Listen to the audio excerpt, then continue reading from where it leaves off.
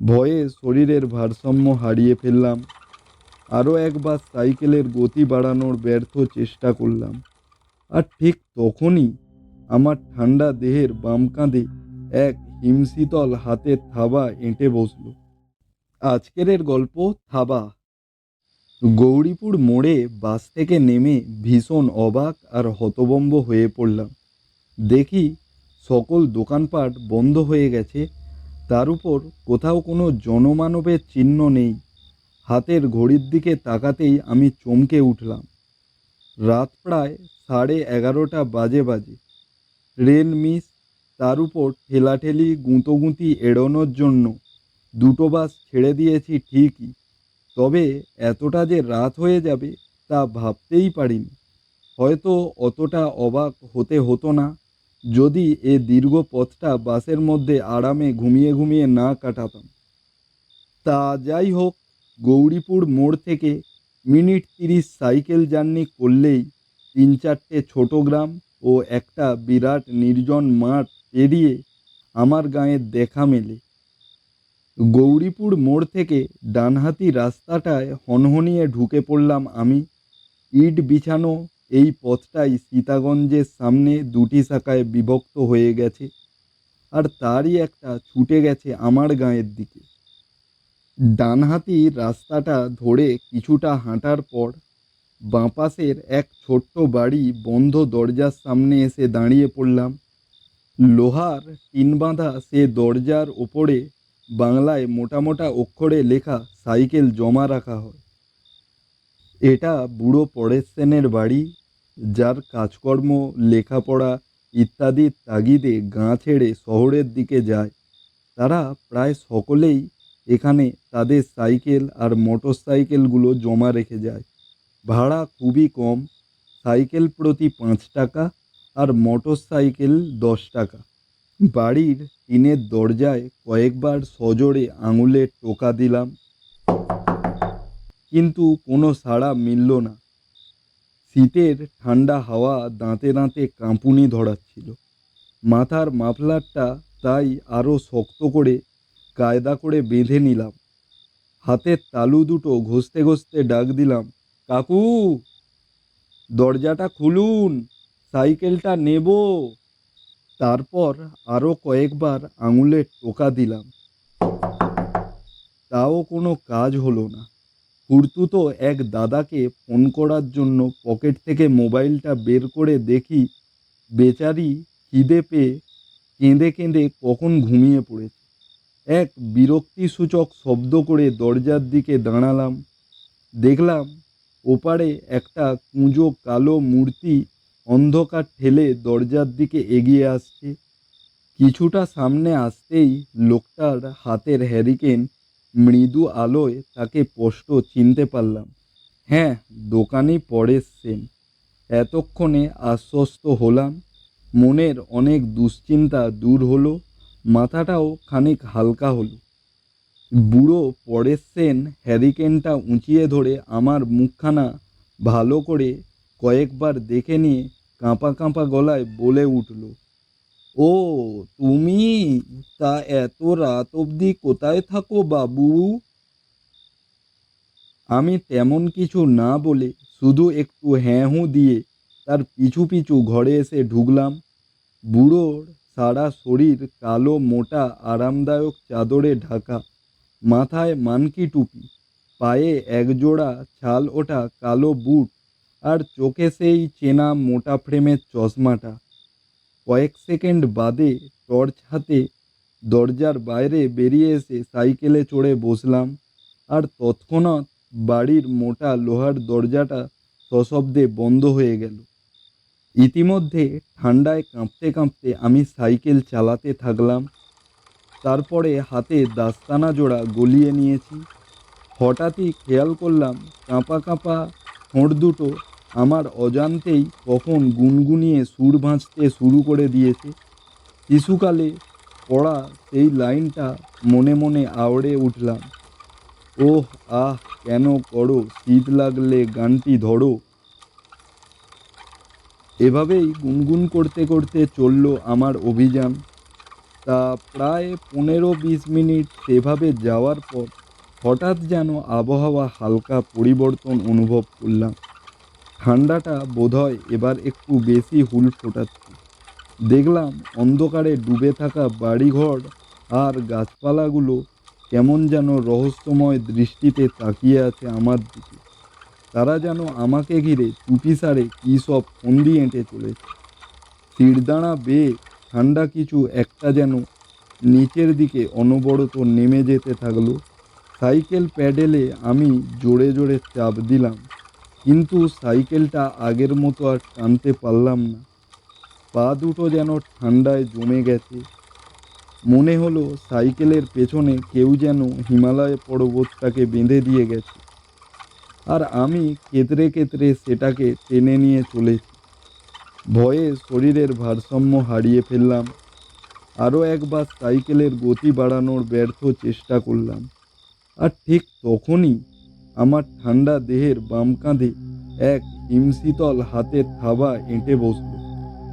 সাথে সাথে আমি বীভৎস এক চিৎকার করে সাইকেল থেকে গড়িয়ে পড়লাম। কাঁধের সেই জায়গাটা এখনও ঠান্ডা হয়েই রয়েছে, তবে থাবাটা যেন সরে গেছে মনে হলো। কয়েক সেকেন্ড বাদে আমি আস্তে আস্তে উঠে দাঁড়ালাম। ঘোর মাতালের মতো পা দুটো কেঁপে চলেছে, আর গলাটা যেন শুকিয়ে কাঠ হয়ে গেল। 2-3 বার ঢোক গিলে টিমটিমে টর্চের আলোয় চারপাশটাকে দেখলাম। তারপর ভয়ার্ত কাঁদো কাঁদো গলায় চেঁচিয়ে উঠলাম, কে তুমি? কি চাও? গলার আওয়াজ তো দূরের কথা, ছোটোখাটো কোনো শব্দ কানে এসে পৌঁছলো না। আমি সাইকেলটা দুহাতে চেপে ধরে আবারও একবার চিৎকার করলাম, কে তুমি? কি চাও আমার কাছ থেকে? কয়েক সেকেন্ড কোনো সাড়া নেই। তারপর হঠাৎই একসময় আমার ঘন কালো অন্ধকার ফুঁড়ে ঠিক আমার কানের সামনে অশরীরীটা মৃদু ফাঁপা আর ভয়ানক ভাঙা স্বরে বলে উঠল, আমি কে, কি হবে তা জেনে সাইকেলটা চালাও, দ্রুত চালাও, তোমার কোনো ক্ষতি করব না, অন্যথায়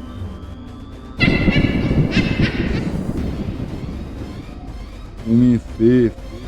তার মুখে ঠান্ডা বাতাস আমার এক কান দিয়ে ঢুকে অন্য কান ফুঁড়ে বেরিয়ে গেল, আর বীভৎস এক দুর্গন্ধে সারা গা গুলিয়ে উঠল। আমি মুখ গুঁজে প্রথমে সাইকেলে চড়ে বসলাম, তারপরে প্যাটেল করতে আরম্ভ করলাম। এবারেও সেই একই কাণ্ড, সাইকেল টানতে গিয়েও টানতে পারলাম না। কোনো রকম গড়িয়ে চলল যা। হঠাৎই আমার বাম কাঁধে সেই জায়গাটায় আবার পেটের ডান দিকেও আবার তীব্র ঠান্ডা থাবার উপস্থিতি অনুভব করলাম। অশরীরীটা আমাকে 2 হাতে চেপে ধরেছে। দেহের ওই 2 স্থানের মাংসপেশি যেন জমে বরফ হয়ে গেল। এবার দেখলাম সাইকেলটা সজোরে ছুটছে। বুঝতে পারলাম না কোন দিকে ছুটে চলেছি আমরা। সাইকেলটা থামানোর জন্য সজোরে ব্রেক কষলাম, তবুও থামাতে পারছিলাম না। গাছপালা, ঘরবাড়ি ফুঁড়ে সাইকেল এগিয়ে যেতে থাকলো। একসময় সাইকেলটা 3 মাথায় রাস্তার মোড়ে এসে পড়ল। চিনতে পারলাম আমি সেই রাস্তা। এটা তো সীতাগঞ্জ মোড়। মোড়ের বামহাতি রাস্তাটায় নামলেই 10-15 মিনিটের পথ। প্রথমেই পড়বে সেই ফাঁকা মাঠ, তারপরই আমার গ্রাম। মনে পড়ল মাঠের মাঝখানে ভৌতিক শ্মশানটার কথা।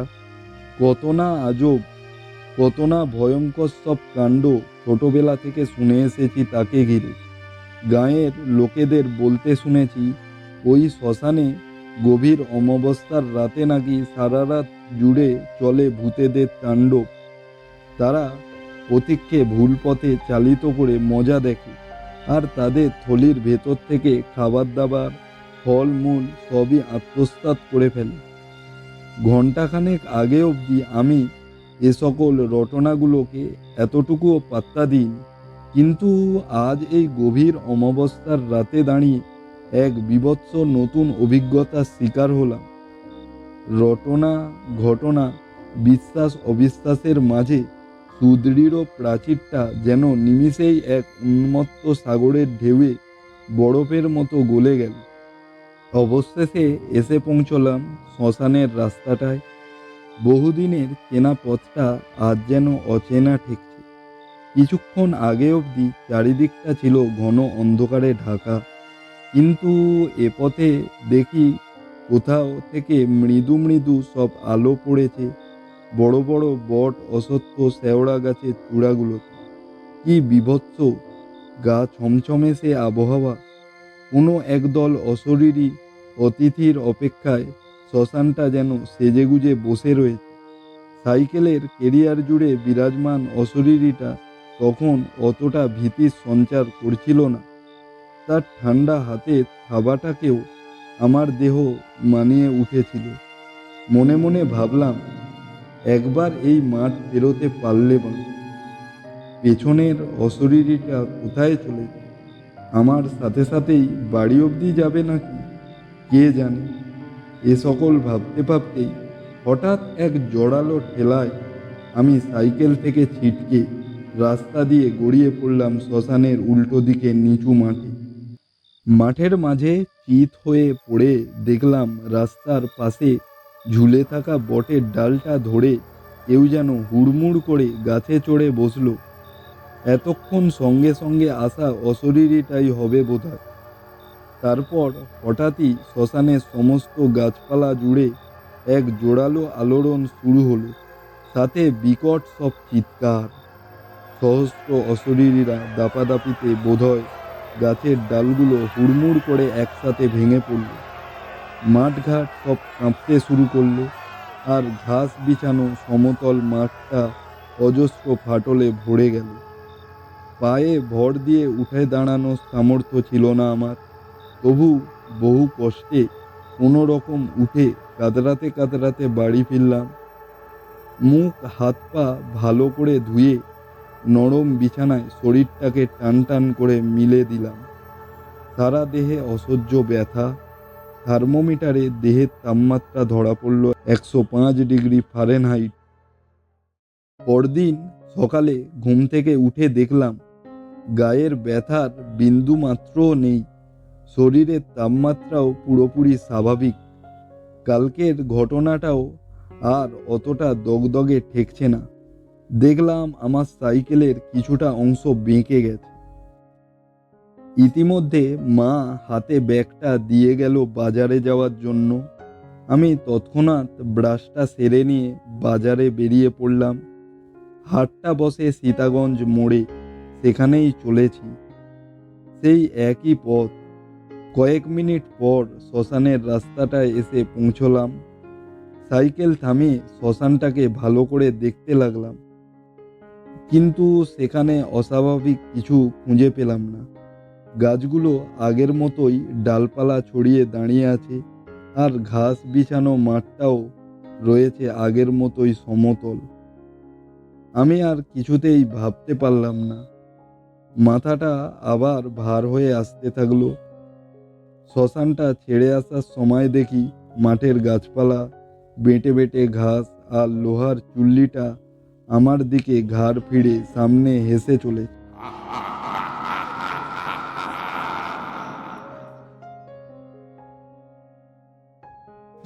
বন্ধুরা, গল্পটা কেমন লেগেছে?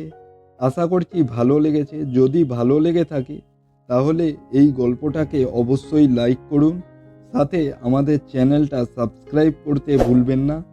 আমরা প্রতিদিনই এরকম গল্প এনে থাকি। আজকের গল্প আমরা এখানেই শেষ করলাম। আসবো আবার নতুন একটা গল্প নিয়ে। Tata, bye bye.